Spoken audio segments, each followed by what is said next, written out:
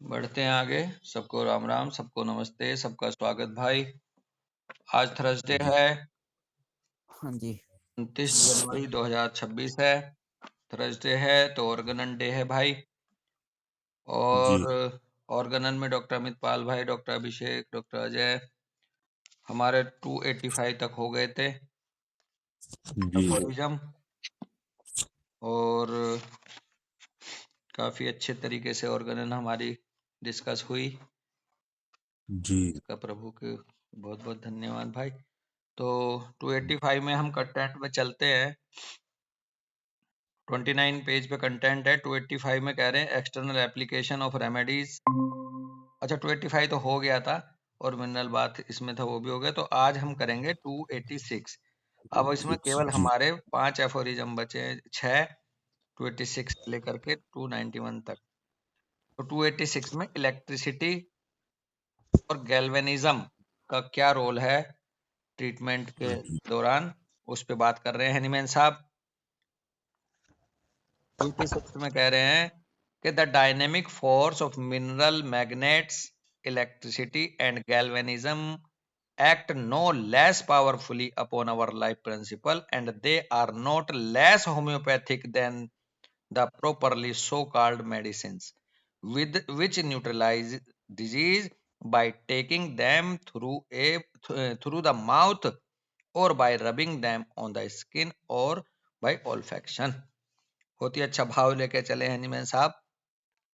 कह रहे हैं ये जो डायनेमिक फोर्स हैं किसके, मिनरल मैग्नेट्स के, इलेक्ट्रिसिटी के, गैल्वेनिज्म के, ये कम पावरफुल नहीं है जो हमारे लाइफ प्रिंसिपल पे इफेक्ट डालते हैं। पूरा पावरफुल होते हैं ये हमारे लाइफ प्रिंसिपल पे इफेक्ट डालने के लिए। और ये लेस होम्योपैथिक भी नहीं होते डॉक्टर अमित पाल भाई, जी उन मेडिसिन से जिन जो कि न्यूट्रलाइज करती हैं। जब हम उन्हें मुंह से लेते हैं या रबिंग करते हैं स्किन पे या ऑल्फैक्शंस के द्वारा जिन मेडिसिन को होम्योपैथिकली यूज करते हैं, उनसे ये लेस पावरफुल उनसे भी नहीं होते, या लेस होम्योपैथिक भी नहीं होते। लेस होम्योपैथिक नहीं होते का मतलब ये सिमिलिमम भी हो सकते हैं। नॉट लेस होम्योपैथिक का मतलब है कि ये सिमिलिमम का भी रिलेशन कम नहीं बैठता, अच्छा खासा बैठता है इनका भी। जैसे बेलाडोना का सिमिलिमम, ब्रायनिया का सिमिलिमम, नेट्रम का बिल्कुल सिमिलिमम मिलाते हैं, तो ऐसे ही आप किसी भी मिनरल मैग्नेट का, इलेक्ट्रिसिटी का, गैल्वेनिज्म का होम्योपैथिक रिलेशन भी कायम हो सकता है। नोट लेस बिल्कुल होम्योपैथिक वर्ड का ये मतलब है यहाँ। जी और पावरफुल तो ये उतने हैं ही जितनी और दवाइयां हैं, जी पावरफुल उनसे कम नहीं है। कह रहे आगे, there may be disease, specially diseases of sensibility and irritability, abnormal sensations and involuntary muscular movements which may be cured by those means। और खास करके हनीमैन साहब ने इनका रोल किन डिजीजेज में है उनका भी जिक्र कर दिया कि वो डिजीजेज जो स्पेशली जुड़े हुए हैं जो सेंसिबिलिटी और इरिटेबिलिटी से, जिन डिजीज में सेंसिबिलिटी और इरिटेबिलिटी बहुत ज्यादा मार्क्ड हो, और एबनॉर्मल सेंसेशन और इनवॉलेंटरी मस्कुलर मूवमेंट्स जिनमें मार्क्ड हो जिन डिजीज में अमित पाल भाई, वो इन माध्यमों के द्वारा क्योर हो जाते हैं। जी but the more certain way of applying the last two as well as that of the so-called electromagnetic machine lies still very much in the dark to make homeopathic use of them। तो Hahnemann साहब कह रहे हैं कि मोर certain वे, ये जो बहुत ही ये सर्टेन वे है, जो एक पुख्ता तरीका है अप्लाई करने का, लास्ट वाली दो का खास करके, इलेक्ट्रिसिटी और इलेक्ट्रिसिटी और मैग्नेटिज्म का, जी इनका अप्लाई करने का तरीका अब तक अंधकार में रहा कि इन्हें हम होम्योपैथिकली यूज कैसे कर सकते हैं, वो सामने नहीं आया अब तक। जी So far both electricity and galvanism have been used only for palliation to the great damage of the sick। और क्योंकि इनका अप्लाई करने का तरीका तो समझ में आया नहीं? तो जो इनको यूज किया गया वो केवल और केवल पैलिएशन के लिए किया गया डॉक्टर अमितपाल भाई, और पैलिएशन की वजह से ग्रेट डैमेज और हो गया सिक पर्सन का। The positive pure action of both upon the healthy human body have until the present time been but little tested।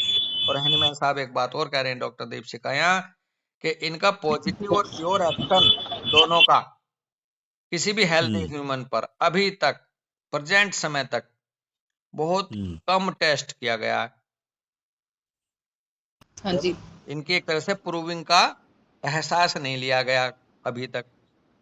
तो इसलिए जब प्रूविंग नहीं हो पाई है, टेस्टेड नहीं हुई है हेल्दी ह्यूमन बॉडी पे, तो फिर इनको होम्योपैथिकली कैसे अप्लाई करना वो भी नहीं सामने आ पाएगा। हालांकि भाव ये आ गया 286 में कि जो आपका इलेक्ट्रिसिटी और जो आपका गैल्वेनिज्म है, अगर इसको कहीं हेल्दी प्रूवर पे इनकी टेस्ट कर लिया जाए तो इनको होम्योपैथिकली यूज किया जा सकता है क्योर करने के लिए।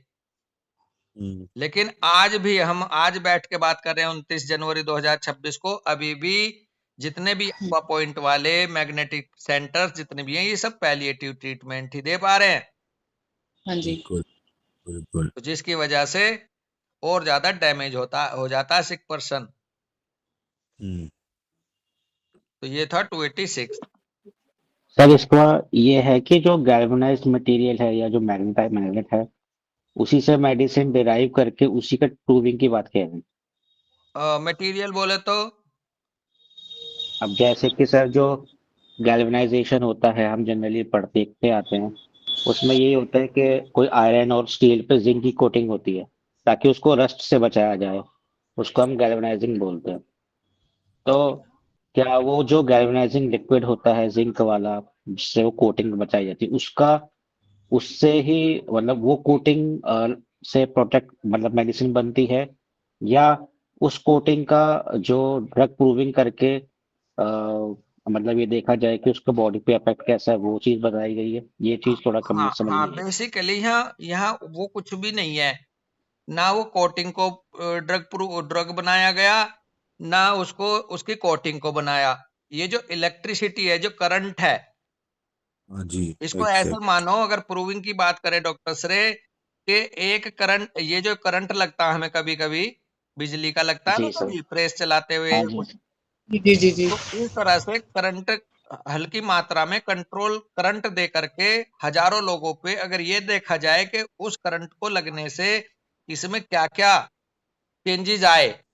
मान लो आपके पास 20 लोग आए जिनको करंट लग चुका हो, और करंट लगने के जी बाद किसने क्या एहसास किया, क्या बदलाव लिया, वो डाटा कलेक्ट करें, जी उससे मेडिसिन तैयार होगी, ना के कोटिंग से दोस्त, ना के किसी भी लिक्विड से, क्योंकि वो तो सीधा उधर फिर हम जो हमारी होम्योपैथिक मेडिसिन की प्रिपरेशन है 270 में ट्राइचुरेशन तक ला करके, वो पार्ट है। लेकिन यहाँ हेनीमैन साहब ने कहा कि ये जो एनर्जी है इलेक्ट्रिसिटी के रूप में, गैल्वेनिज्म के रूप में, हाँ ये बेसिकली करंट के माध्यम से प्रूविंग की जाएगी, जितना मैं समझ रहा हूँ, है ना भाई? जी सर। गैल्वेन जी सर। ये वो है। बस।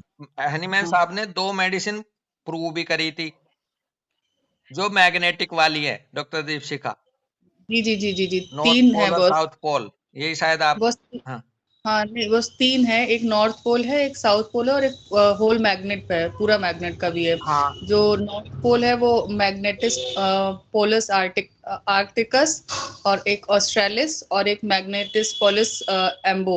ओके, एम्बो वाली जो है वो होल मैग्नेट होल रहती है, दोनों मैग्नेट है। जिसमें।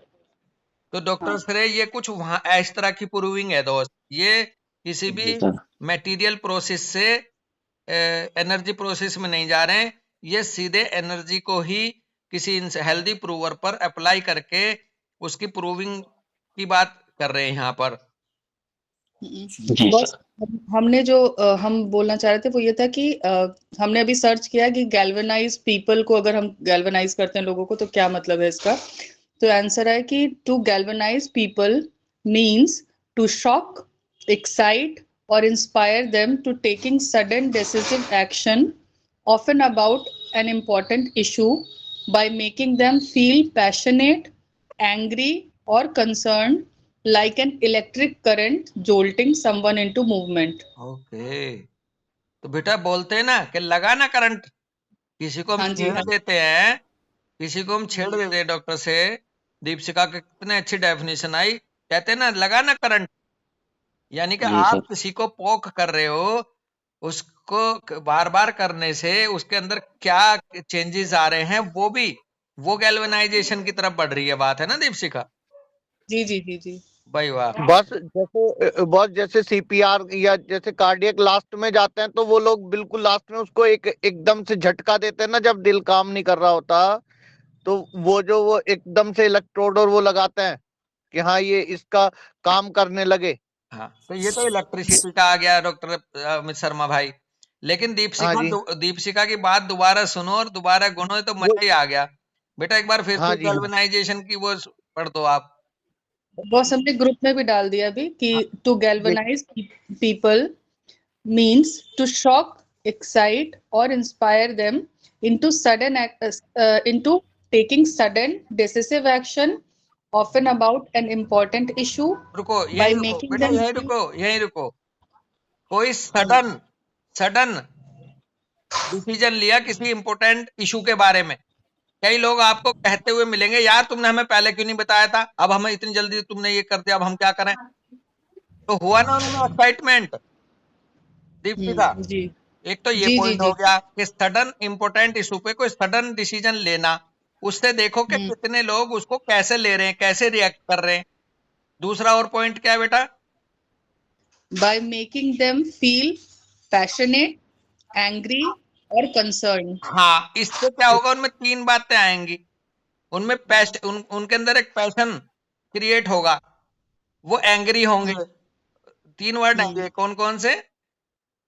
Passionate, angry, और concerned. हाँ, तो यहाँ इस लेवल पे प्रूविंग देखेंगे उनकी हम, कि कितना कंसर्न कर रहा है, कितना एंगर आ रहा है ऐसे सडन डिसीजन के बाद। तो ये वो वाली प्रूविंग होगी गैल्वेनिज्म की। जी जी जी जी जी। हाँ, अच्छा, जो अमित लास्ट में शर्मा भैया कह रहे हैं, वो सीपीआर देना होता है, वो इलेक्ट्रिक का भाव आ रहा मुझे। बस इलेक्ट्रिक के अलावा भी वो नहीं, वो आप एक बात समझिएगा, किसी को भी एकदम से ऐसा झटका देना, किसी को भी एकदम से ऐसा झटका देना, तो उसमें भी वो तो उससे दे रहे हैं, हम अपने गैल्वेनिज्म से दे सकते हैं। मेरा कहने का ये है कि जो बिल्कुल लास्ट स्टेज वाली हो जाती है ना, कि बस अब एकदम से झटका लेना पड़ता है आदमी को। हाँ, बात बात आपकी बिल्कुल सही है, लेकिन बात ये हो रहा है कि इलेक्ट्रिसिटी को कैसे प्रूव करोगे, गैल्वेनिज्म को कैसे हाँ प्रूव करोगे हेल्दी पर्सन पे? तो प्रूविंग का हाँ जी, है बात, यहाँ डिस्कस हो गया दीपशिका पूरी वो बात। बस हाँ लास्ट में है like an electric current jolting someone into movement. हाँ, एकदम क्रिस्टल क्लियर हो गई डेफिनेशन गैल्वेनिज्म की अब डॉक्टर सरे। जी सर। कई बार फिल्मों में डायलॉग बोलते हैं ना कि लगा ना, लगा लगा करंट सा, किसी को कुछ सडनली छेड़ दो, उसके अंदर जो एजिटेशन आता है वो गैल्वेनिज्म है। और बिल्कुल ऐसे ही जैसे कि इलेक्ट्रिक का झटका देते लास्ट में बोल बस दिया। बस बस इसको आप ये कह सकते हो झटका देना। अब वो झटका बिजली का भी हो सकता है, झटका किसी चीज का भी होता है, कि इसको एक लग रहा, अब इसे बहुत तगड़ा झटका देना पड़ेगा। हाँ हाँ, लेकिन गैल्वेनिज्म की डेफिनेशन, आप शायद मेरे को लग रहा है 2-1 मिनट अभी लेट जुड़े हो। बात यह ये चल रही थी, हैनीमैन साहब ने 286 में ये कहा कि ये कम पावरफुल नहीं है, इलेक्ट्रिसिटी, हाँ मिनरल मैग्नेट और गैल्वेनिज्म, बशर्ते इनको प्रूव नहीं कर पाए। और ये प्रूविंग हाँ जी, होगी तो कैसे होएगी? हाँ वही मैं सुन रहा था, मैं उसको कह रहा हूँ, मैं तो ये कह रहा हूँ, ये हमारे को जो मेडिसिनली दिखाई देता है, ये जो हम यूज कर सकते हैं वो यहाँ पर कर सकते हैं। मैं तो उस बात पे हाँ, आता था नहीं, बस। यूज तो बाद में ही होगा ना, पहले प्रूव तो कर लो। और इसलिए कह रहे हैं क्योंकि प्रूव ये कर नहीं पाए, तो इसलिए इनको होम्योपैथिक तरीके से यूज भी नहीं कर पाए, क्योंकि इनकी प्रूविंग हो ही नहीं, ना तो इलेक्ट्रिसिटी की करी कहीं हेल्दी पर्सन पे, ना गैल्वेनिज्म की करी। और इलेक्ट्रिसिटी फिर मैग्नेटिक तो करी है, 3 मेडिसिन बताई डॉक्टर दीपशिखा ने, हाँ, और ये मैग्नेट के तो करी है नॉर्थ हैनीमैन पोल, साहब ने, है जी। साउथ पोल और वो। हाँ जी, हाँ ठीक है बस, हाँ, तो ये ऐसे था। और कोई क्वेरी है ठीक किसी है। की? और किसी की कोई क्वेरी है भाई? चलो अब चलते हैं हम 287 पे। 287 में कह रहे हैं मिनरल मैग्नेट को लेके कह रहे हैं कि the powers of the magnet for healing purposes can be employed with more certainty according to the positive effect detailed in the Mathematica Pura under north and south pole of a powerful magnet bar. ये जो अभी आपने 3 medicine गिनाई ना दीपशिखा, जी जी जी जी। वो Hahnemann साहब ने कह दिया, क्योंकि वो कर चुके थे मैग्नेट के ऊपर प्रूविंग। 287 में कह रहे हैं कि जो पावर्स है मैग्नेट की हीलिंग पर्पज के लिए इन एम्प्लॉय करके कर सकते हैं मोर सर्टेनिटी के साथ according to the positive effects detail जिनकी दी गई है मैथमेटिका प्यूरा में, नॉर्थ और साउथ पोल को लेकर के पावरफुल मैग्नेट बार के। Though both poles are alike powerful, they nevertheless oppose each other in the manner of their receptive action.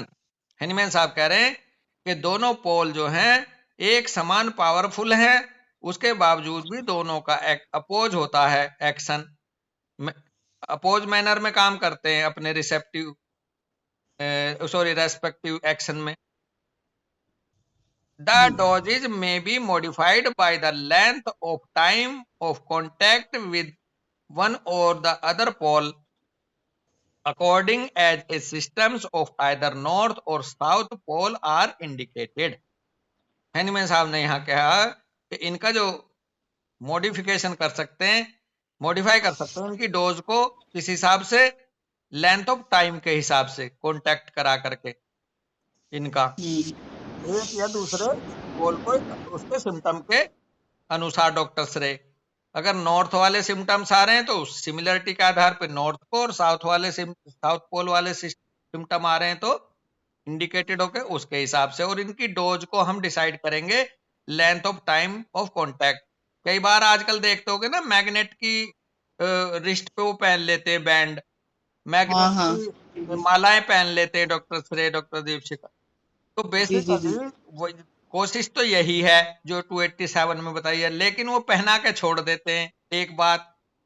दूसरी बात, वो कौन सी नॉर्थ वाली पहनानी चाहिए, साउथ पोल वाली पहनानी चाहिए, इसका जरूर ध्यान रखा जाना चाहिए। वहां सिमिलरिटी का कैसा केस है, कौन से केस में कौन सी इंडिकेटेड हो रही है, ये ध्यान देना है। आगे कह रहे हैं इन्हीं को लेकर के मैग्नेट को कि as antidote to a too violent action, the application of a plate of polished zinc will suffice.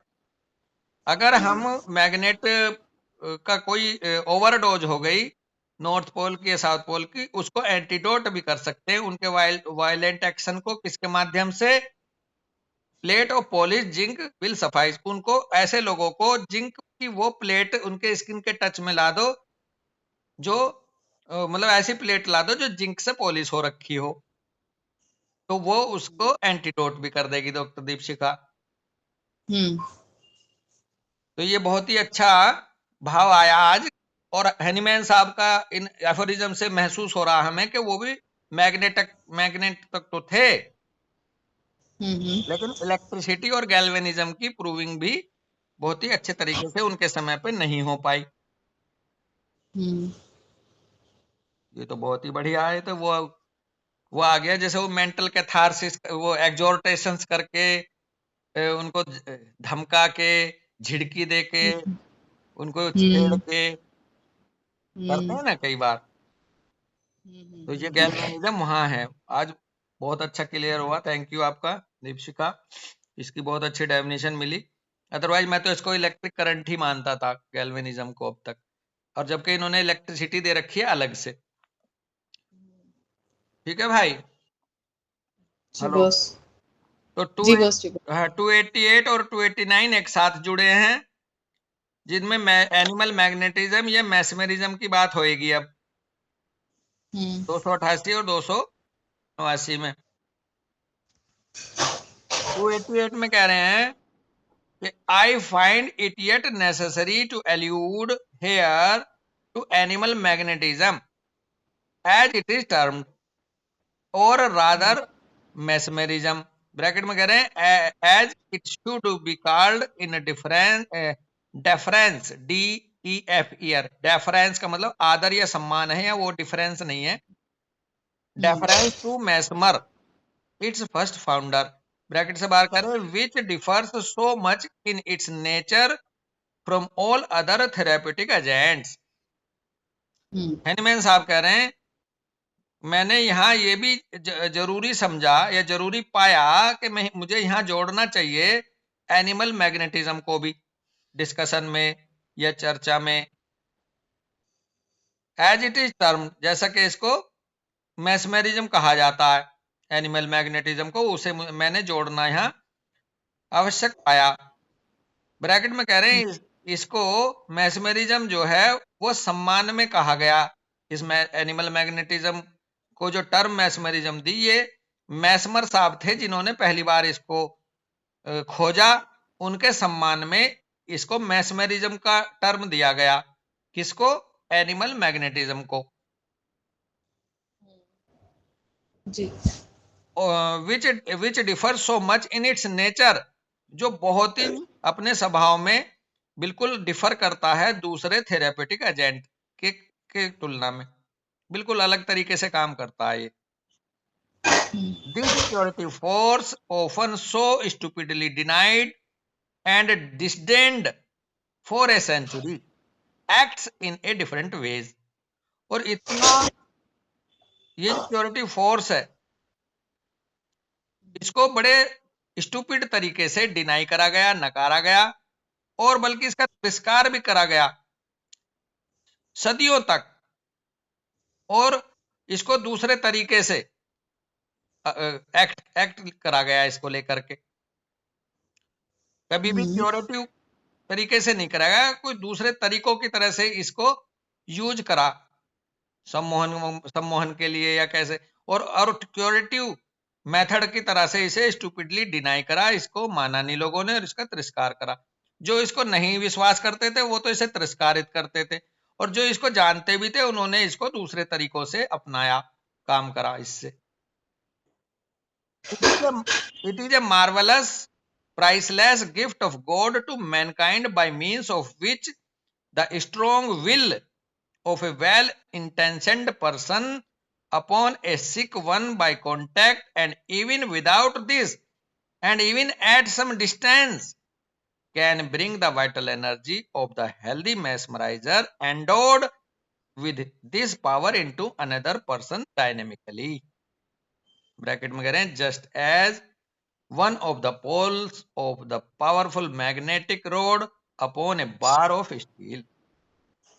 Hahnemann साहब कह रहे हैं ये बहुत ही मार्वलस, अद्भुत, बेशकीमती उपहार है भगवान का दिया हुआ इस मानवता को, जिसके द्वारा एक बहुत ही दृढ़ इच्छा शक्ति वाला इंसान, जिसकी इंटेंशन अच्छी हो, ठीक ठाक इंसान, वेल इंटेंशनड पर्सन और दृढ़ इच्छा शक्ति वाला इंसान, किसी भी सिक वन को, किसी भी बीमार व्यक्ति को कांटेक्ट करके, and even without this, and even भले कांटेक्ट भी ना करे, कुछ दूर से भी दीप शिखा, हाँ जी बस, can bring the vital energy of the healthy mesmerizer endowed with this power into another person dynamically. भाई वो अपनी जो पावर है उसकी, हेल्दी मेस्मराइजर की, वो प्रदान कर सकता है, संपन्न कर सकता है, उसमें पहुंचा सकता है, किसमें? किसी दूसरे वीक पर्सन में, सिक पर्सन में, डायनेमिकली तरीके से जी, टच करके. और इवन इससे भी आगे बात पहुंच गई, तो सम डिस्टेंस से भी. तो हमारे बड़े सर की जो वो था ना आईटी वाला प्रेस्क्रिप्शन, हाँ जी, हाँ जी, टेक्नोलॉजी वाला, उसमें केवल और केवल मेडिसिन ही नहीं, उनकी गुड इंटेंशन और स्ट्रॉन्ग विल भी काम कर रही थी बड़े सर की. जी बस, बड़े सर ने कहा कि ये दे दो, स्ट्रॉन्ग विल के साथ कहा, और इंटेंशन पे तो कोई सवाल उठा ही नहीं सकता बड़े सर. पवन बॉस इसमें बहुत बड़ी बात है, यही है कि इसमें सबसे बड़ी बात यही ध्यान रखनी है कि जो दे रहा है, जो मैस्मर है, वो स्ट्रोंग, उसकी विल पावर बहुत स्ट्रोंग और वो बहुत इंटेंशन अच्छे वाला होना चाहिए। हाँ, वेल इंटेंशन, ठीक ठाक, मतलब उसकी उसकी जो कहते हैं ना नियत, हाँ जी, नियत सही होनी चाहिए, परोपकार की नियत होनी चाहिए, ना कि पैसा कमाने की। हाँ जी, हाँ वेल इंटेंशन का मतलब ये है कि परोपकार, परहित, परहित वाला भाव हो, परहित। हाँ जी, और भैया परहित में डॉक्टर अमित शर्मा, मुझे कल ही मैं अपडेट हुआ हूँ, परहित या परहित उसको कहा जाता है कि आप वो काम उनके लिए करें जो ना तो आपको जानते हो, ना आप उन्हें जानते हो कभी जिंदगी में। हाँ जी, उनके लिए भलाई का काम किया हुआ ही परहित कहा जाता है। अगर आपने हाँ मेरे जी, लिए कुछ करा अमित शर्मा, चूंकि मैं आपका फ्रेंड हूं, मैं आपका साथ रहता हूं, तो ये आपका परहित नहीं माना जाएगा। हाँ जी। परहित केवल उन्हीं लोगों से जुड़ा है जो जिनसे आप परिचित हैं, अपरिचित हैं, और जो आपसे अपरिचित हैं। इसमें अगली बात और आपके बीच में यही आ गई, तो इसे आगे ऐसे बढ़ाएंगे। भगवान ने कहा, कृष्ण ने गीता में, कि ये परहित में अगर तुम अपना हित जोड़ने लगोगे कि मैं पवन बॉस को फायदा करूंगा तो मुझे भी मिलेगा, तो इसमें मैंने अपना हित जोड़ दिया। हाँ, तो परहित तो वो हुआ कि जिससे आपने कर दिया, उसके बाद वो कहते हैं ना, नेकी कर दरिया में डाल, के हाँ, कर दिया और अब आप आगे चलो। हाँ, और इसका जो डॉक्टर हेनमेन साहब वही कह रहे हैं कि इसको डिनाई करा गया, या वो गलत तरीके से रेकी और सम्मोहन और वो जो करते हैं, और इसका सही वाले वो एग्जाम्पल हैं जो बहुत सारे लोग के बाबा जी ने आशीर्वाद दे दिया और मैं बिल्कुल ठीक हो गया। अगर वो वेल इंटेंशन और स्ट्रोंग विल वाले पुराने लोग हुआ करते थे। हाँ। और देखो, स्ट्रॉन्ग विल हमारी हमारी क्लैरिटी के साथ भी आती है। आप अपने हाँ साइंस जी, को जितना ज्यादा अच्छे से पढ़ते जाओगे, आप उस साइंस को लेकर के आपकी विल और ज्यादा स्ट्रोंग होती जाएगी। तो जो हाँ जी, मेडिसिन, हाँ जिस मेडिसिन के बारे में आपको लेस मात्र भी शक ना हो, इमलीमम को लेकर के, हाँ उसमें सबसे ज्यादा स्ट्रोंग विल मानी जाएगी आपकी। हाँ जी, हाँ तो आपकी स्ट्रोंग विल ऐसे भी बढ़ेगी। जितना आप पढ़ोगे साइंस हाँ जी, को, उतना ही आप इस साइंस को लेकर के दृढ़ दृढ़ इच्छा शक्ति वाले हो जाओगे। हाँ बहुत जी, समय तो यहाँ पे देखा ना, जैसे लिखा है इवन एट सम डिस्टेंस भी, तो इसीलिए शायद पुराने जमाने में ये भी बोलते थे ना कि संतों के दर्शन ही कर लो, अगर आशीर्वाद नहीं भी मिलता तो हाँ, दर्शन करने के बाद पुराने बहुत जमाने में अच्छा आज महसूस। भी है बेटा, हाँ जी। आज भी है। संत की जी नजर आप पे पड़ जाए, संत हाँ जहां जी, से बहुत निकले, शुक्रिया। वो हाँ हवा, वहां की धूल आपको मिल जाए। जी ये जी जो अभी कुंभ से लेकर आ रहे थे, हाँ जी। क्या बोलते हैं उसको, जो जहां को संत निकलते हैं उस मिट्टी को क्या बोलते हैं? अरे, पदयात्रा की रज, रज, रज, चरण रज।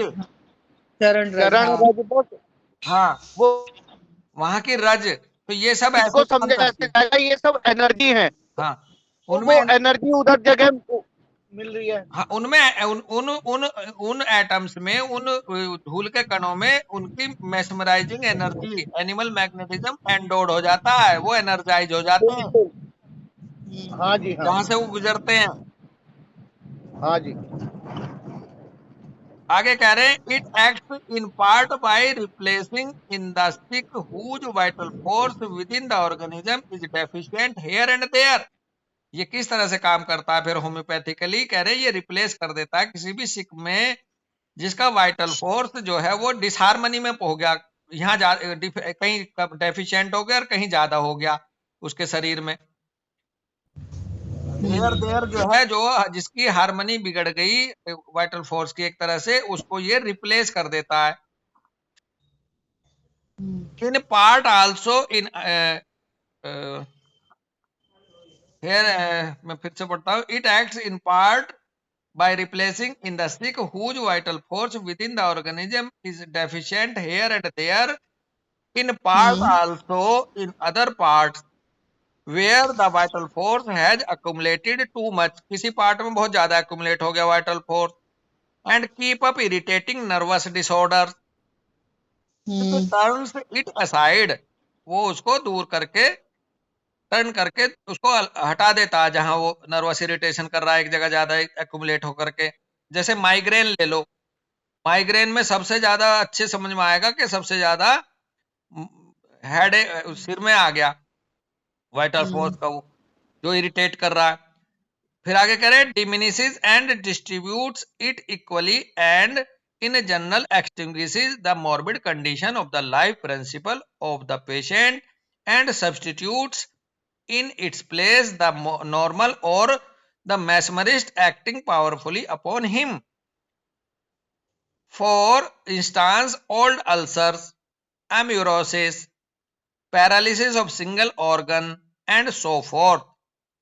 इस तरह से वो डिसहार्मोनाइज वाइटल फोर्स को ऑर्गेनाइज रीऑर्गेनाइज कर देता है बॉडी में एक जगह। और आगे ये समझना होगा, ये बड़े अच्छे शब्द हैं कि in general extinguishes the morbid condition of the life principle of the patient and substitutes in its place the normal of the mesmerist acting powerfully upon him. यानी कि जो मैस्मरिस्ट उस पर पावरफुली काम करते हैं उनके माध्यम से उसको सब्स्टिट्यूट कर देते हैं नॉर्मल की तरफ। अच्छा बॉस, एक चीज अभी क्लियर हो रही है कि मतलब वाइटल फोर्स भी हमारा स्कैटर्ड हो रहा है, कहीं पे कम हो रहा है और कहीं पे ज्यादा हो रहा है। हाँ ऐसा ये है ना बेटा, यही तो हाँ जी, सेंसिटिविटी है ऑर्गन की, विसरा की। ये जो कहते हैं ना कि ये लीवर को लेके सेंसिटिव, इसको लीवर की पैथोलॉजी क्यों आई, क्योंकि लीवर के ऊपर का जो वाइटल फोर्स है वो वहां से डिस्टर्ब हो गया, और डिस्टर्ब वाइटल फोर्स ही हाइपर सेंसिटिविटी की तरफ बढ़ेगा, और हाँ हाइपर जी बॉस। सेंसिटिविटी किसी ऑर्गन की यानी कि ससेप्टेबिलिटी की तरफ बढ़ेगा। जहां से डिस्टर्ब हो गया वाइटल फोर्स, वो पर्टिकुलर ऑर्गन या टिश्यू या वो पर्टिकुलर पार्ट ससेप्टेबल हो गया। हाँ जी।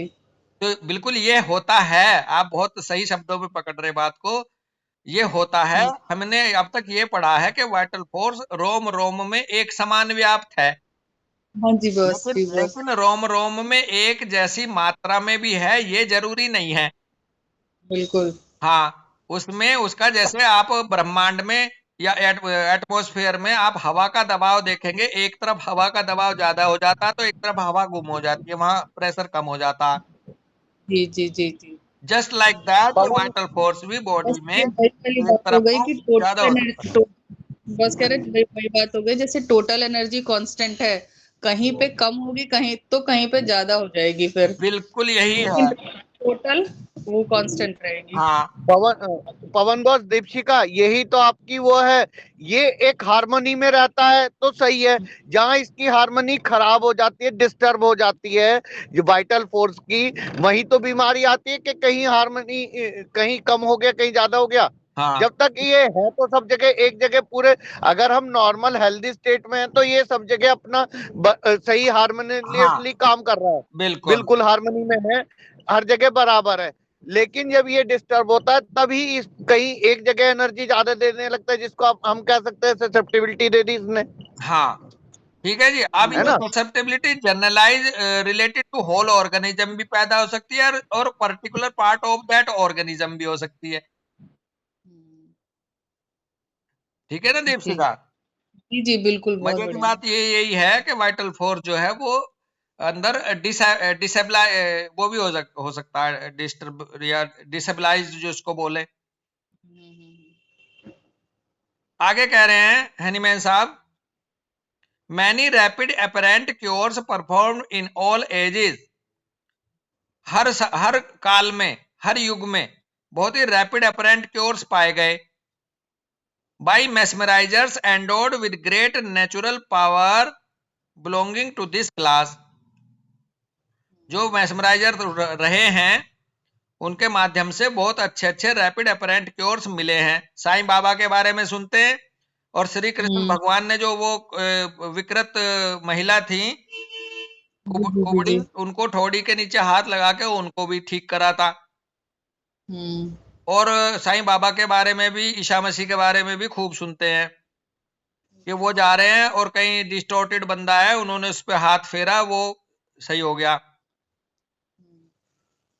The effect of communicated human power upon the whole human organism was most brilliantly shown in the resuscitation of persons who had lain some time apparently dead by the most powerful sympathetic will of a man will in full vigor of vital energy. Uttara के पेट में अभिमन्यु के बेटे को जिंदा करना, वो है boss ये। अहिल्या जो थी, हाँ, अहिल्या को भगवान राम ने पत्थर से बनाया होगा, तो पत्थर, हमें लगता है पत्थर का मतलब होगा कि एकदम डेड बॉडी जैसा एकदम वाइटल फोर्स बिल्कुल जड़ हो गया, जड़ जड़ हो गया। वाइटलिटी जड़ता में पहुंच गई। हाँ हाँ हाँ हाँ। जो वेजिटेटिव बोलते हैं ना आज के, vegetative state of the person, ये वो जी। जड़ता थी, ये वो जड़ता थी। और जैसे श्री राम ने चरण रज गिरी, हाँ। उनको दी, प्रदान करी, तो वो चेतनता में परिवर्तित हो गई, वो पोटेंशियल एनर्जी काइनेटिक एनर्जी में चली गई, कन्वर्ट हो। बिल्कुल। वो ऐसे समझेंगे हम उसको।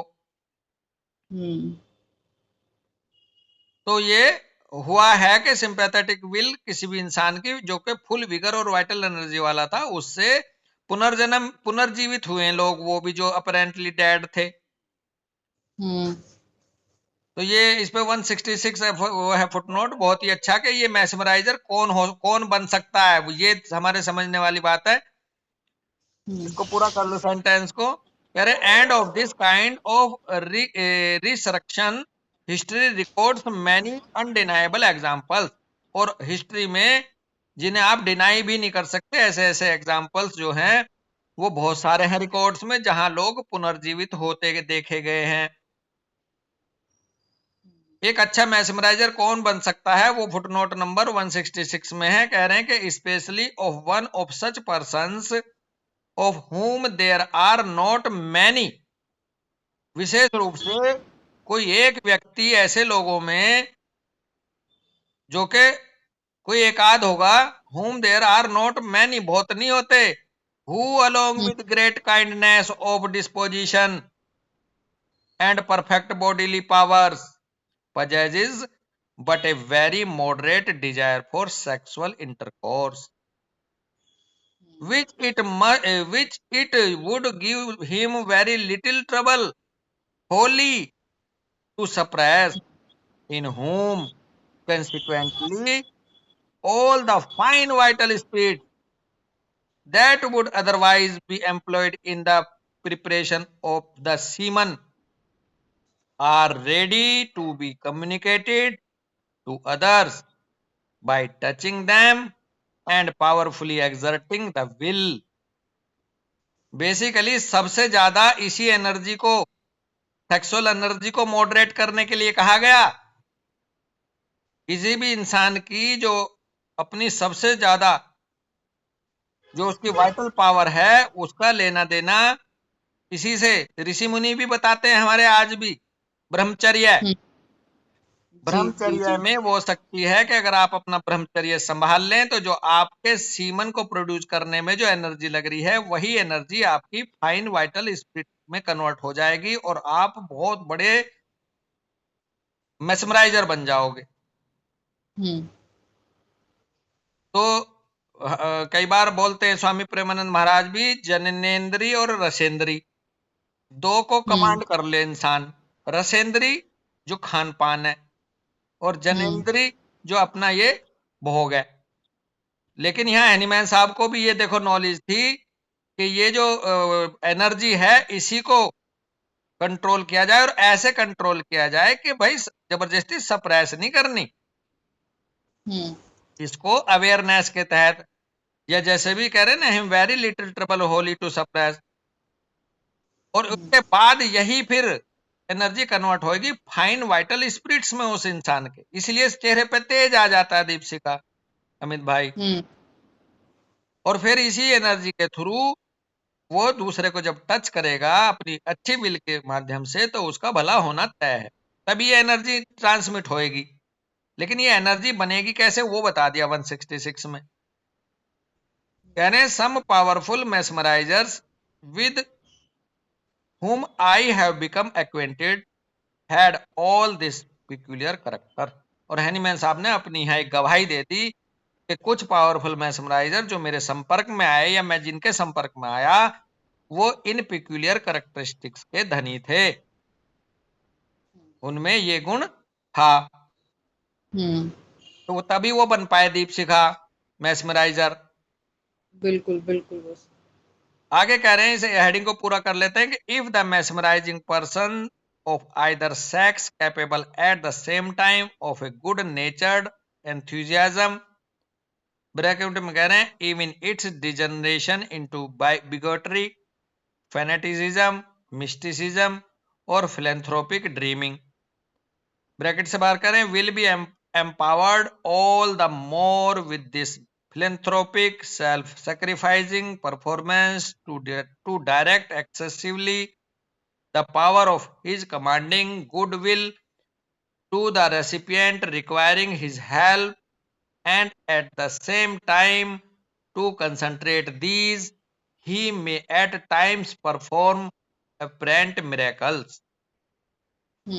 इस तरह का जो भले चाहे वो मेल हो चाहे फीमेल हो, आइदर सेक्स, किसी भी तरह का मैस्मराइजर हो या वो कोई सा भी जेंडर हो, वो सक्षम होता है इसके लायक कब, जब वो गुड नेचर्ड हो, अच्छा नेचर का, अच्छे स्वभाव का हो, एंथुजियाज्म से भरा हो, ब्रैकेट में कह रहे हैं इवन इट्स डिजनरेशन इनटू बिगोटरी, भले चाहे वो कट्टरवादिता में क्यों ना फंस रहा हो, भले चाहे वो फैनेटिक ही क्यों ना हो, भले चाहे वो मिस्टिक क्यों ना हो, वो फर्क नहीं डालेगा,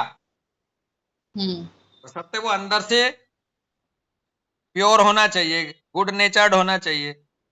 इस गुड नेचर्ड को वहां बैड तांत्रिक और गुड तांत्रिक से ना जोड़ करके उसके अपनी प्योरिटी पे रखा जाए शरीर की, कह रहे वो सक्षम होता है इन सभी फिलैंथ्रोपिक सैक्रिफाइसिंग परफॉर्मेंस के लिए, और वो डायरेक्टली एक्सक्लूसिवली इन पावर्स को लेकर के उसकी कमांड होती है उसके अपने ऊपर गुडविल के साथ, और फिर जो रिसिपिएंट है जिनको जरूरत होती है मदद की, वो